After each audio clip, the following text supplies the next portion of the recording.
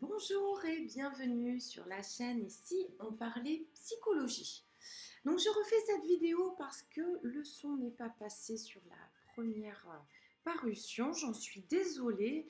Je remercie ceux qui me l'ont signalé.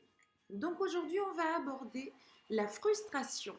Et oui, l'impact de l'éducation et de la frustration est indispensable pour le développement de l'enfant. Bien sûr, on ne parle pas de maltraitance ou d'exigences hors normes, on parle juste de frustration. Allez, on y va. Alors, l'introduction, eh bien déjà, on va définir. La frustration, c'est un état émotionnel, hein, d'accord, parce que ça va résulter de l'incapacité à atteindre l'objectif. Et ça provoque un sentiment, certes, d'angoisse et de colère, mais également, c'est essentiel pour l'apprentissage et le développement personnel.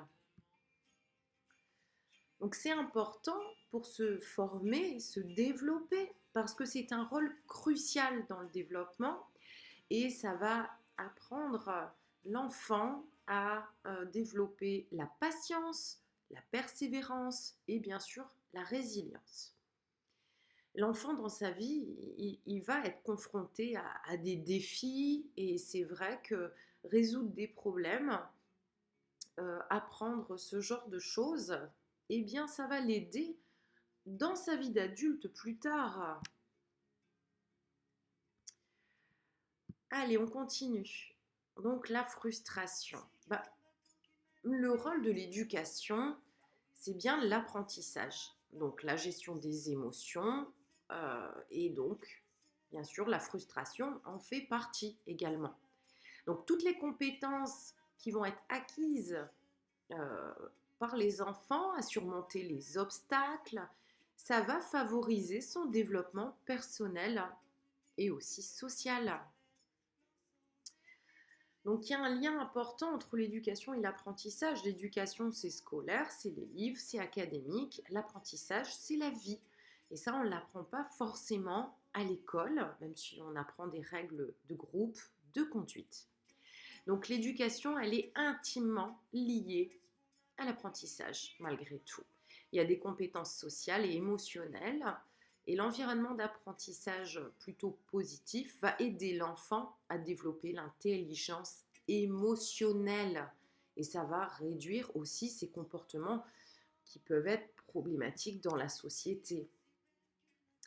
Les enfants qui reçoivent une éducation plutôt appropriée, eh bien, ils vont être mieux équipés pour faire face à la frustration dans le monde adulte. Et oui, cela contribue à un comportement plus calme et une meilleure adaptation, et donc moins de souffrance.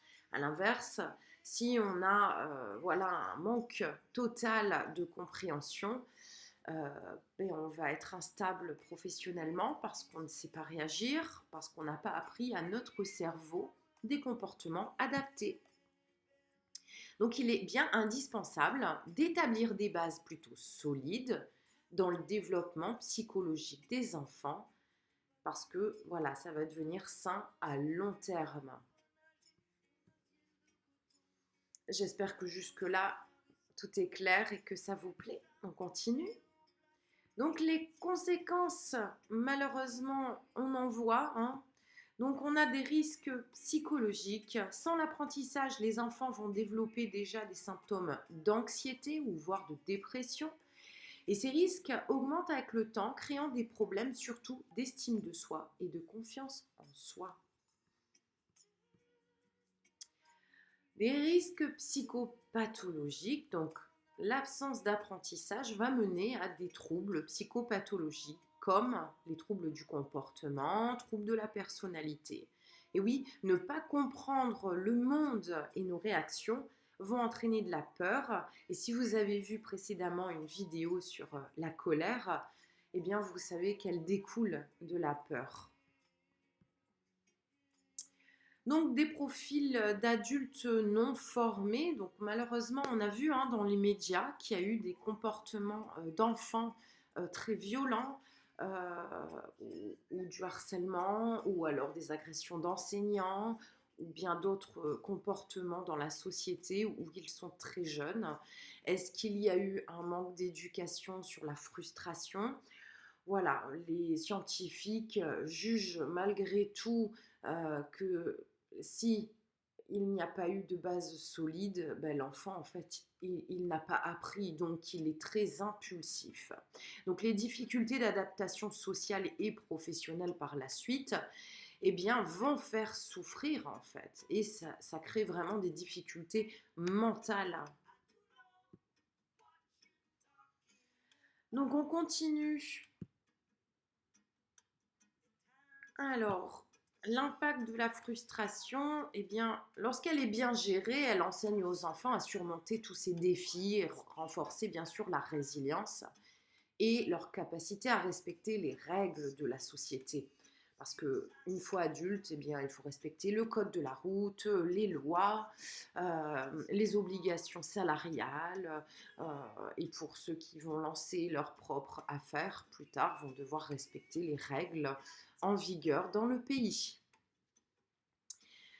Alors, affronter la frustration permet aux enfants d'apprendre donc l'autodiscipline, donc essentielle pour gérer les émotions et respecter les limites imposées par l'éducation et la société. Donc, poser les limites, on en revient, il faut qu'elles soient claires et justes, bien sûr. Les enfants comprennent et ils peuvent accepter et ça réduit en fait les conflits futurs parce que si on est clair dans nos bases, on ne punit pas sans raison, on ne crie pas sans raison, on prend la peine d'expliquer, eh bien c'est plus acceptable et l'enfant apprend. L'importance des attentes. Alors, des attentes précises et surtout très réalistes vont permettre aux enfants de savoir ce qu'on attend d'eux et ça va favoriser la capacité à gérer la frustration. Donc il faut vraiment agir d'une manière appropriée en tant que parent et aussi même dans les établissements scolaires. La frustration, c'est constructive. Et oui, encourager les enfants à avoir de la frustration, mais plutôt donc comme un défi, ce n'est pas un obstacle. Ça va les préparer à naviguer dans les difficultés de la société et du monde adulte. Voilà, donc on continue un petit peu. Donc, violence et difficultés sociétales. Donc, le lien entre la frustration et la violence. La frustration engendre des comportements violents, puisque les individus sont en détresse et ils cherchent en fait un moyen d'exprimer leur mécontentement. La colère est accumulée et ils n'ont aucun canal d'expression. D'accord? Parce que rien n'est approprié, ils n'ont pas appris. Et pour mener à des actes très violents, c'est parce qu'il y a une mauvaise gestion émotionnelle. Et oui, l'apprentissage se fait durant une longue période qui est l'enfance, l'adolescence. L'impact sur la société actuelle, les actes de violence qui sont liés à la frustration affectent franchement la sécurité publique et le bien-être sociétal. Ça va engendrer une rupture dans ces groupes de pairs, une culture de la peur, de la méfiance, perturbant ainsi tout ce qu'on peut essayer de créer, de développer. Et finalement, on va limiter les opportunités d'interaction positive, puisqu'on crée une sensation de peur. La solution, la prévention scolaire et l'éducation à la maison. Réduire la violence liée à la frustration, c'est crucial de promouvoir des programmes éducatifs, des interventions plutôt communautaires. L'éducation émotionnelle et des outils de gestion de la colère vont aider les individus à se canaliser, mais ça va être encore une fois pour se construire, se développer, pour qu'il y ait moins d'agressivité, de violence. Bien sûr, voilà, on a tous entendu aux médias les difficultés liées à la violence. On a cette sensation où la violence est un engrenage, où elle se développe, où ça devient normal. Et non, ce n'est pas normal. Euh, voilà, il y a eu ce youtubeur malheureusement qui est décédé. Et ça soulève beaucoup de questions sur l'appel à la haine, la colère, l'agressivité, le harcèlement.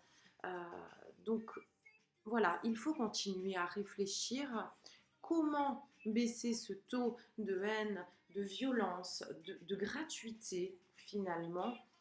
Parce que voilà, la frustration, c'est vraiment indispensable. J'espère que cette vidéo vous a plu et que vous êtes nombreux déjà à me suivre, mais n'hésitez pas, si vous découvrez cette vidéo, à vous abonner à la chaîne pour ne rien manquer de ce contenu. Je vous dis à très bientôt.